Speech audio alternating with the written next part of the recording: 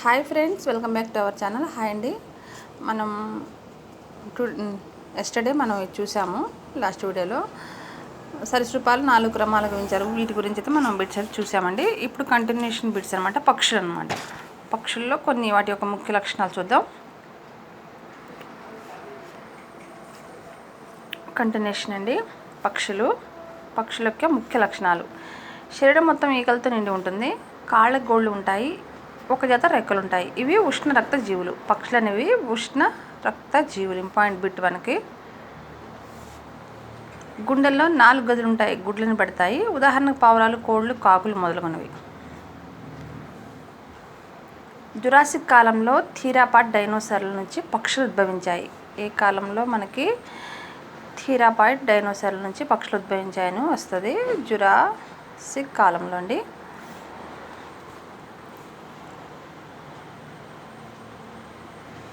Next వచ్చేసి TH హక్సలే పక్షులను దివ్యమైన సరీసృపాలుగా వర్ణించారు. దివ్యమైన సరీసృపాలుగా పక్షులను ఎవరు వర్ణించారంటే టీహెచ్ హక్సలే. ఒక ఇంపాయింట్ అండి ఇది కూడా. జేజెడ్ యంగ్ పక్షులను మాస్టర్ ఆఫ్ ఎయిర్ అని పిలుస్తారు. ఏ పక్షులను మాస్టర్ ఆఫ్ ఎయిర్ పక్షులను కూడా మాస్టర్ ఆఫ్ ఎయిర్ పక్షి అని వర్ణించారు. ఏ పక్షులను? జెడ్. అలా కాకుండా జెడ్ యంగ్ పక్షులను డాష్ అని వర్ణించారంటే మాస్టర్ ఆఫ్ ఎయిర్ అన్నమాట. ఇక 2 విధాలు కూడా మనకు అడిగే అవకాశం ఉందండి. పక్షుల గురించి అధ్యాయాన్ని మనకు తెలిసిన విషయమే. అధ్యాయం చేయడాన్ని ఆర్నిథాలజీ అని పిలుస్తారు. ప్రపంచంలోకెల్లా అతి చిన్న పక్షి హమ్మింగ్ బర్డ్ అండి. హమ్మింగ్ పక్షి అని తెలుసు. హమ్మింగ్ పక్షి మెల్లిసుగా హెలినే. దీన్ని మరొక పేరు మెల్లిసుగా హెలినే, హమ్మింగ్ బర్డ్ పక్షికి అండి.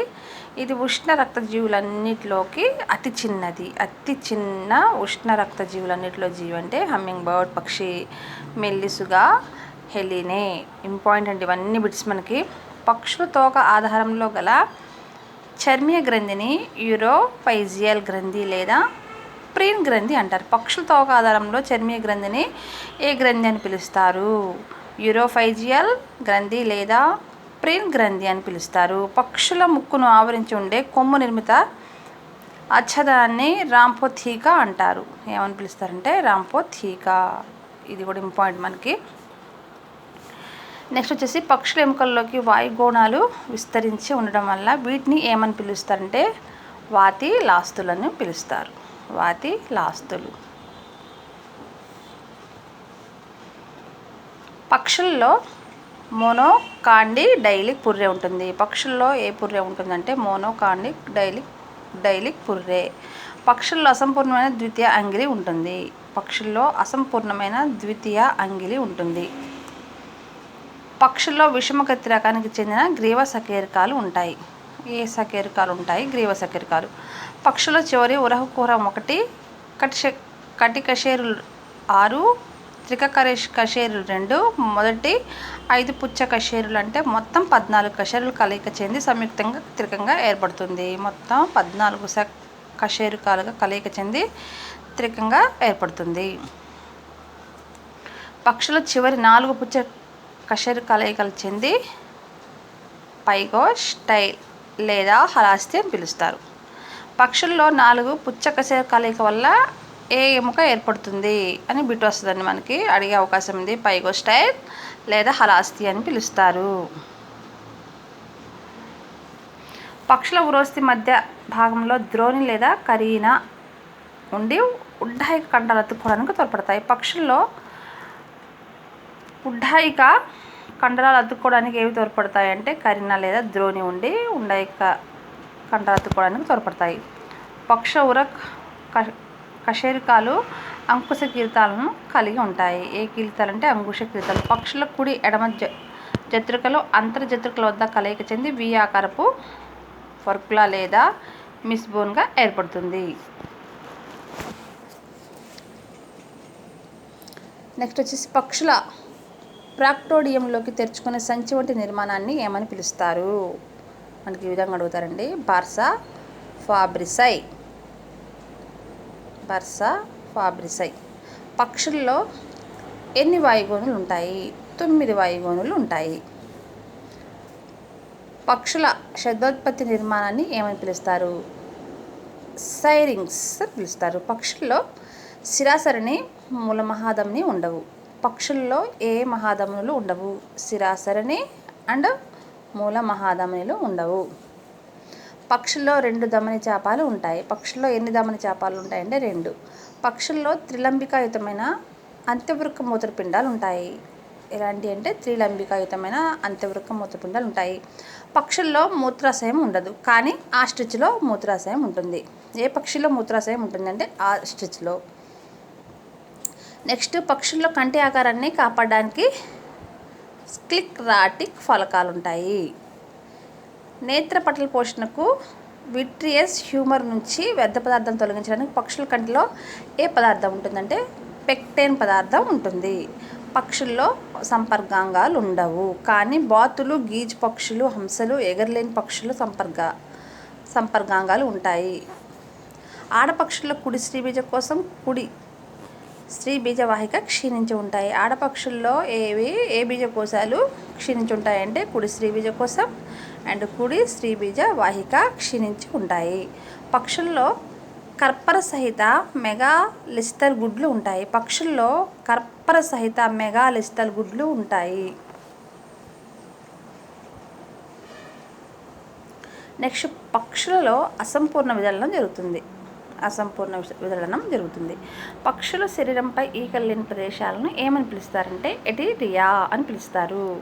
పక్షుల శరీరంపై ఈకలు లేని ప్రదేశాలను ఏమని పిలుస్తారంటే ఎటీరియా. పక్షుల దేహాన్ని ఆవరించి ఉండే ఈకలను కాంటూర్ ఈకలు అంటారు. కాంటూర్ ఈకల్లో ఇంటర్లాకింగ్ అమరిక అంతగా అభివృద్ధి చెంది ఉండదు. సన్నగా పలుచగా ఉండి పొట్టి కెలామన్ బలహీనమైన కంటకాలను కలిగి ఉండే ఈకలను ఫిలోఫామ్లు అని పిలుస్తారు. సన్నగా పలుచగా ఉండి పొట్టి కెలామస్ బలహీనమైన కంటకాలను కలిగి ఉండే ఈకలను డాష్ అంటారు, ఫిలోఫామ్లు. ఇంటర్లాకింగ్ అమరికను కలిగి ఉండే క్విల్ ఈక పక్షులు ఇంటర్లాకింగ్ అమరికను కలిగి ఉండే ఈకల పక్షులు ఎగరడానికి తోడ్పడతాయి అంటే క్విల్ ఈకల పక్షులు. పక్షుల రెక్కలపై అమరి ఉండే క్విల్ ఈకలను రెమిజెస్ అని, తోకపై ఉండే క్విల్ ఈకలను రెక్ట్రిసెస్ అని పిలుస్తారు. ఇంపార్టెంట్ అండి మనకి ఇది. రెక్కలపై ఉండే క్విల్ ఈకలనేమో రెమిజెస్, తోకపై ఉండే క్విల్ ఈకలను రెక్ట్రిసెస్ పిలుస్తారు. కంపల్సరీ వస్తుందండి బిట్టి, మనం గుర్తుపెట్టుకోండి.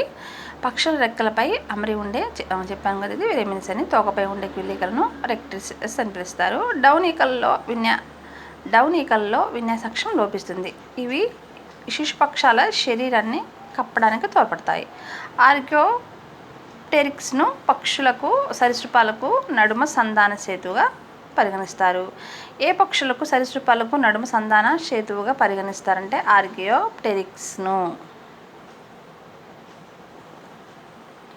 నెక్స్ట్ అండి, పెలియోనేథే అధిక్రమంలో ఎగురలేని పక్షులు నియోనేథే అధిక్రమంలో ఎగిరే పక్షులను చేర్చారు. ఎగరలేని పక్షులను పెలియోనేథే అధిక్రమంలో, నియోనేథే అధిక్రమంలో ఎగిరే పక్షులను చేర్చారు. మనకి ఇది కూడా ఇంపార్టెంట్ అండి. ఎగిరే పక్షులను ఏ విభాగంలో చేర్చారనేది కూడా మనకి చాలా ఇంపార్టెంట్. ఎగరలేని పక్షుల పిల్లలను ప్రీకాషియల్ అంటారు, కానీ ఎగిరే పక్షి పిల్లలను ఆల్ట్రషియల్ అని పిలుస్తారు. ఇవి మనకి ఈ మొత్తం ఇంపార్టెంట్ అండి, వెరీ వెరీ ఇంపార్టెంట్ బిట్టు. ఎగరలేని పక్షి పిల్లలను ప్రీకాషియల్ అని పిలుస్తారు. ఎగిరే పక్షుల పిల్లను ఆల్ట్రషియల్ అని పిలుస్తారు. సలీం మొయిజుద్దీన్ అబ్దుల్ అలీ భారతీయ ఆర్నిథాలజిస్ట్ అని మనకు తెలిసిన విషయమే. వీరిని బర్డ్ మ్యాన్ ఆఫ్ ఇండియా కూడా పిలుస్తారు. ఎవరినంటే సలీం మొయిజుద్దీన్ అబ్దుల్ అలీని మన భారతీయ ఆర్నిథాలజిస్ట్ అంటే పిలుస్తారంటే పక్షుల గురించి అధ్యయనం చేసిన శాస్త్రవేత్త అండి. నెక్స్ట్ వచ్చేసి మనం క్షీరదాలండి. క్షీరదాల గురించి ముఖ్య లక్షణాలు చూద్దాం. ఆధునిక జీవ మహాయుగాన్ని క్షీరదాల స్వర్ణయుగం అంటారనమాట. ఏ యుగాన్ని క్షీరదాల స్వర్ణయుగం అని పిలుస్తారు అంటే ఆధునిక జీవ మహాయుగాన్ని క్షీరదాల స్వర్ణయుగం అని పిలుస్తారు. ఇది ఇంపార్టెంట్ మనకు. ఆధునిక జీవ మహాయుగాన్ని క్షీరదాల స్వర్ణయుగం అని పిలుస్తారు. ఓకే ఫ్రెండ్స్, చూశారు కదా, మనం నెక్స్ట్ క్షీరదాల గురించి నెక్స్ట్ వీడియోలో తెలుసుకుందాం.